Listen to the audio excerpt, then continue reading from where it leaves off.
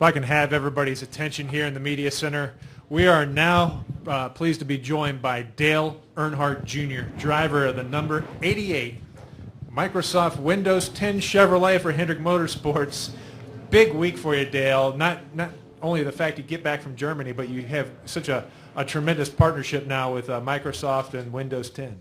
Yeah, I'm excited about this relationship. It's awesome that a company like Microsoft has gotten involved in our sport, and they've been sort of easing their way into it, and this is a great step in that direction to have them on the side of the car. And it's a great partnership for Hendrick Motorsports because we use so many programs, so much software to try to understand what these cars are doing and try to get that information from the race car and try to understand it. Is really a challenge. A lot of these race teams developing these sim programs on their own to be able to partner with Windows and have them understand the programs, help us sort of grow the programs and develop the programs, because you're always trying, just like the sim program has to get better just like the equipment does. So it's a great partnership for us to be able to work directly with Microsoft. Windows 10's a new platform, and they are giving away free upgrades. You can sign up for that now, so we're really excited about the partnership, and I think that if we can work with those guys one-on-one to improve our software, our programs, understanding what we're doing with the cars, and it's going to have a direct impact on our performance on the racetrack, and help all our engineers back home to improve on our programs and just make our company stronger. Great. We're going to open the floor up to questions. We'll get a wireless mic to you. You can state your name and affiliation. Jonathan Mammer with NASCAR.com. First off, congratulations. But before you get pestered with questions about that, talk about your relationship with Jeff Gordon, and have you learned a lot from him? I mean, his stats on paper are kind of mind-boggling when you look at it. I mean, he's the best here, and the stats don't lie about that. So have you learned a lot from him, and has that translated into your success here? Obviously, you're pretty good last year. Yeah, we got it done. We got it done right once.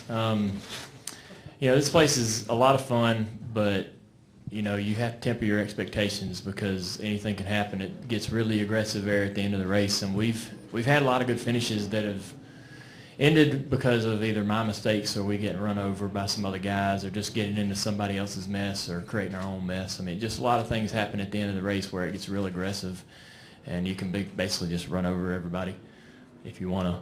But and a lot of guys do, and I've done it myself. So you got to temper your expectations when it comes to result. We've had some good cars here. I remember with the Bud car, we run up front and led some laps here before. I mean, we had some pretty decent days here. Just not really the finishes that I think reflect as good as the cars were a lot of times. But last year we were real smart with our tires and put ourselves in a good position to beat a lot of guys that tried to make their tires stretch a little further than they probably should have, but enabled us to drive up through there near the end of the race. But it was fun. I expect that we're a better team. We brought a better car, and we'll see what happens. We'll get out there and try to enjoy the day and try to make good decisions, try not to minimize the mistakes on the racetrack because there's so many opportunities with all these turns and all the shifting and braking to make mistakes. But I don't know that I've learned a ton from Jeff at this particular racetrack, but you definitely look at what your teammates are doing, and we have the information to understand how they're shifting, what they're doing. If you got any questions, Jeff's going to be open and honest about everything to try to help you. He enjoys helping his teammates, and I expect him to lend a hand if we needed it. Okay, we're going to go to Jeff, Woody, and then over to Claire. Jeff Gluck from USA Today. You're engaged. How long have you been planning to do that, and were you nervous leading up to it? Why did you pick the spot you picked? I've been planning on it for several months. I was hoping for years that Amy and I would get married, and it just seemed like over this last year, it made more sense to me. The timing was right. And I picked that particular spot just because I wanted her to, feel special, and I wanted we had talked about this trip for a while. I'd told her about this trip, and we had talked about it for 2 or 3 years, and done a ton of work on the genealogy stuff to understand what we were doing and making sure we're doing the right thing and going the right places. And so she kind of knew how important the trip was, and I think to do it at that particular time, in that moment, while we were in that church, may make the moment more memorable for her. And so I thought it was just a great place to do it. I thought about other, every other spot that I could think of just didn't measure up. It just wasn't good enough or special enough for her.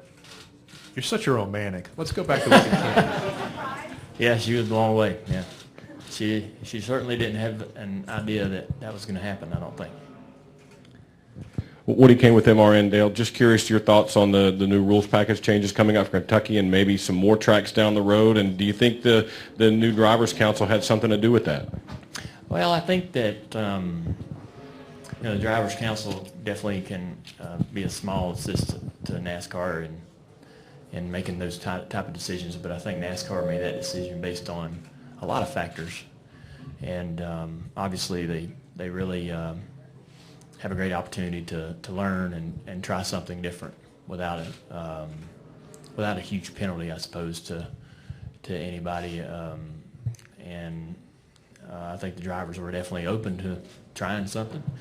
And so I'm looking forward to seeing how it works. It's a unique venue, it's a tough track, so I think it's going to be a challenge to really see what the package is doing versus what you would expect to see anyways at Kentucky.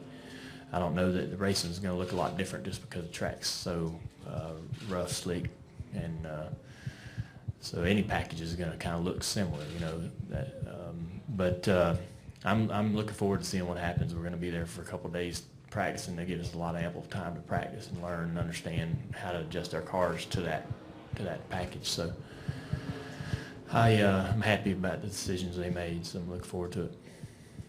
Okay, we're going to Claire, Jared, Tom, and we'll keep on working our way up front. Claire B. Lang, Sirius XM NASCAR Radio. 2 quick things. The first is, were you surprised and to hear that your crew chief said you're going to drink from the wine here? Very, very confident at this track. And second of all, I don't recall a thing with a driver like your personal announcement from Germany that got so much positive response from everyone. Was just so happy. Were you warned by the fact that the fans were so happy about all of that? And what about your crew chief saying you're going to drink from the wine? Yeah, I'm glad that y'all don't get an opportunity to get a hold of him too often, because he would say all kinds of crazy things. But once you get to know him better. But so I wasn't surprised. I was just surprised that he was in front of a reporter or anything, because he's pretty much sticks to working and doesn't really seek out opportunities to be interviewed. The positive reaction to our getting engaged has been great, and I didn't anticipate or think about that or have a vision of what that would be like. I just didn't even think about that end of it. But it was great to hear. I was the comments that were the best were the ones where people were complimenting Amy and what she's done for me. People that are close to me and has seen the change or seen the impact she's had on my life. It's good to hear those kind of things. People don't really come out and say those things just out of the blue. So it was great to hear all those compliments, because I feel the same way. Yeah, Jared Turner, FoxSports.com. A couple questions, Dale. What led you to the conclusion that now was the right time to go ahead and propose?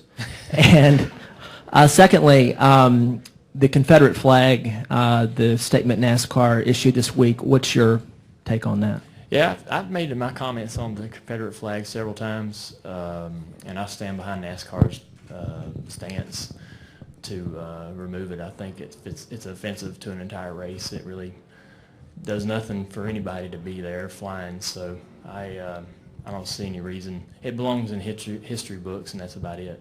But I think that the decision to, ask Amy to marry me, just, you just feel like when it's the right time, and so I've been thinking about it a long, long time, and I've been wanting to do it and just needed the right place to do it, right? Everything seemed just perfect for that to happen that day. Brian Arnold, Fairfield Daily Republic. You got all 4 Hinder Cars teams in the top 10 in points right now. What's kind of the state of the team coming into the first road race? What now? Repeat that.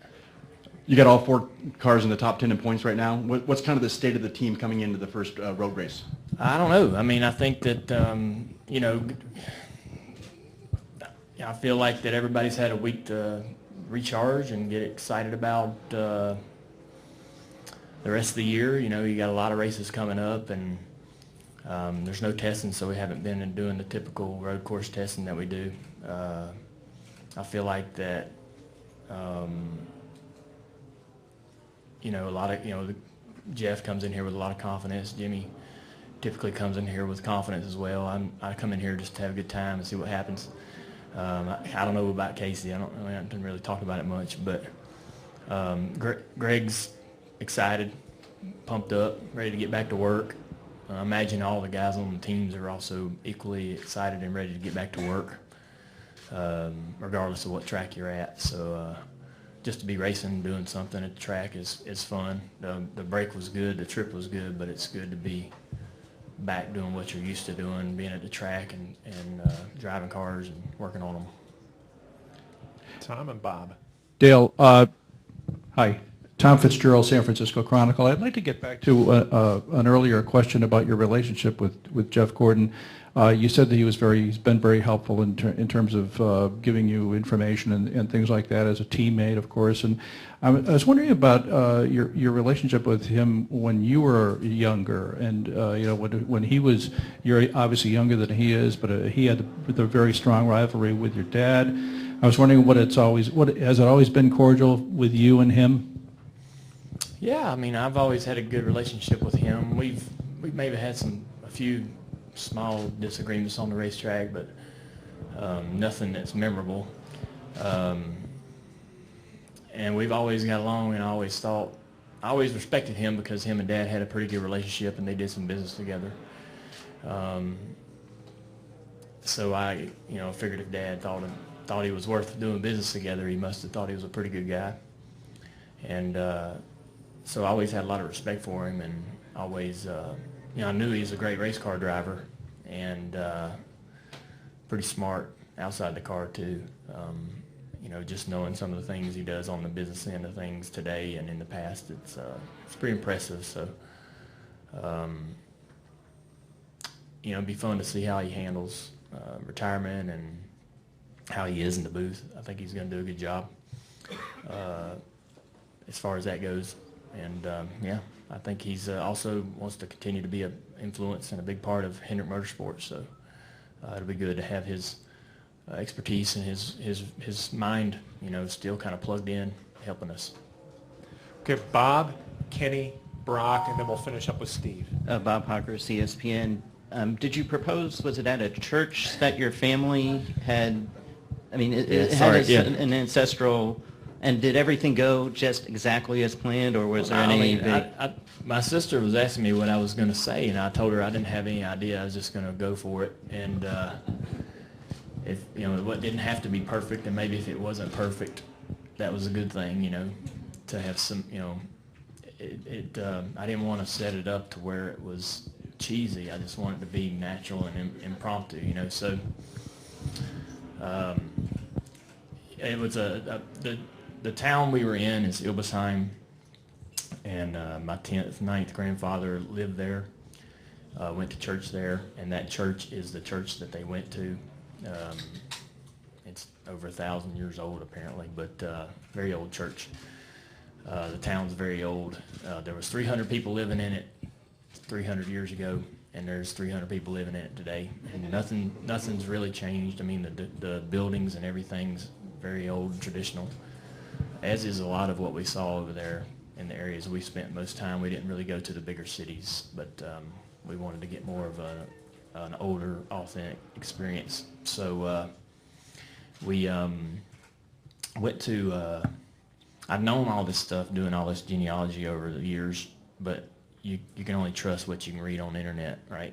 And even though it's Ancestry.com and they do a great job and have a great service, you still got to see this stuff with your own eyes to believe it, because we're talking about stuff that's 300 years old, and there's a lot of hearsay can get injected into something like that over that time.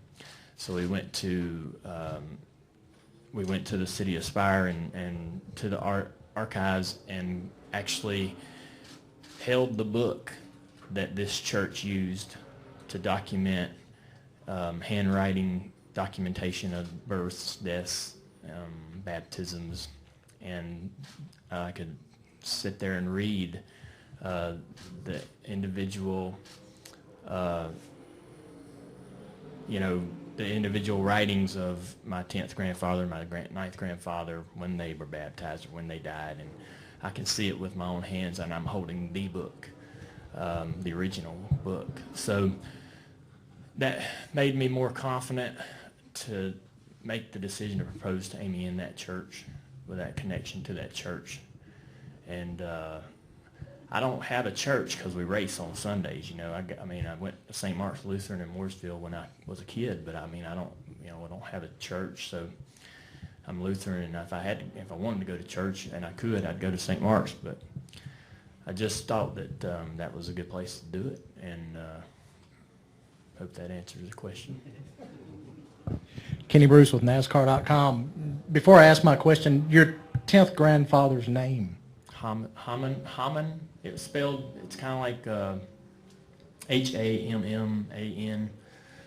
I don't know exactly. Maybe it, pronounced differently, but Earnhardt too. They changed the spelling in the last name. It was Ehrenhart.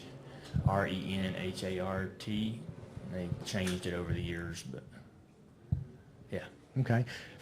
Your engagement wasn't the only off-week news out of Hendrick Drivers, with Casey announcing that he's going to be a dad in the fall. Following that forward, is there plans for a junior down the road? Of course, you want to have children. I think the greatest accomplishment in life is to be able to raise a child, so that'd be awesome, and something I've felt that way for a long time, but it's just a timing thing. You got to get married first and find that person that you want to spend the rest of your life with. So that's definitely in the future. She wants to have kids, and I've always kind of wanted to have kids. So that's definitely something we'll be looking at. Brock Beard, lastcar.info. I just had a question about Jimmy Means that you've been a supporter of for many years. I was curious, what was the moment that started that for you? Is there a moment that kind of endeared yourself to him? My dad would take me to the races when I was really young, and he introduced me to sons of other drivers, and he introduced me to Brad, and me and Brad became friends and would run around in the garage together. And I learned through Brad the challenges that Jimmy faced as an independent. And hanging around their hauler and hanging around Dad's hauler, you saw immediately the differences in what they were dealing with and the advantages that my dad had in his equipment versus Jimmy's. So I guess, just through that relationship, I got a real appreciation for Jimmy and his dedication, even beyond his driving career, to continue to be involved in the sport and try to make a living as an owner of fielding cars, has been a real inspiration. Steve Richards of PRN. A couple of Germany questions. First of all, are there any stories about you getting recognized over there, or do you have it? Were you able to walk around and nothing crazy happened. I just had one or two people recognize me, and when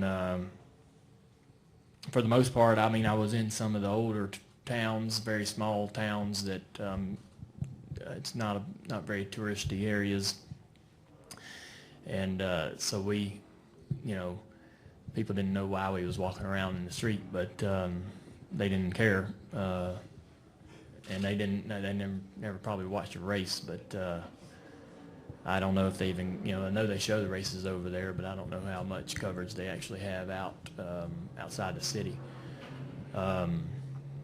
But it was great. I mean, it was kind of fun to be anonymous, and we talked when I went to Ilversheim, and we explained everything to the folks there, and I don't think they knew anything about what we were talking about. As far as I took about 10 postcards, and I gave a couple of postcards to the people that were in Ilversheim. We stayed there's only like 2 places to stay in rooms, and they only got 3 rooms at each place.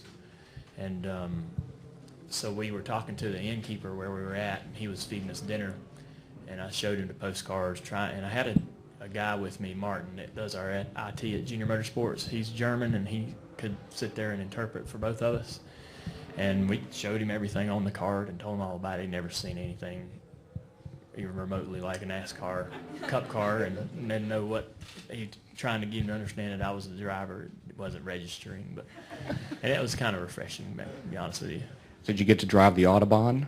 Surely. And okay, well, how did it go, and how fast did you drive? Yeah, the Autobahn is basically an interstate. If you're on I-77, you're on the Autobahn. If you're on 85, you're on the Autobahn. But and they're in between the towns. In between the towns, they drop the speed limits unlimited. So we were in this van that would only do about. It was kind of boxy, so it only do about 195 kilometers because of the aerodynamic disadvantages. But down the hill, I could get it up to 210. So, a lot of downforce in that. That's kilometers. Kilometers. That's not. Yeah. Yeah. I don't even know it's 160 miles an hour maybe. It's not bad. Yeah, I mean they're most of it's 120 I saw 120 kilometer speed limit signs for the most part. Between 100 and 120. I don't know how fast that is. 70 or 80 mile an hour. 80. Yeah. Yeah.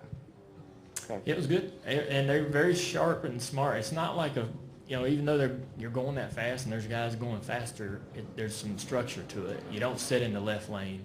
On the interstate, if they have 3 lanes, you pass to the left. You never pass anybody on the right. And when you go over to pass a guy, you immediately use the turn signal and get back in the right lane. So everybody stays on the right. You only pull to the left to pass. There's nobody that sits there and rides in the left-hand lane because there's a guy coming 100 mile an hour down the street behind you somewhere faster than you are, and you need to be getting out of the way. They don't like it when they have to slow down. Well, Dale, we won't make you slow down anymore. Good luck the rest of the weekend, and thanks for joining us today. Appreciate it.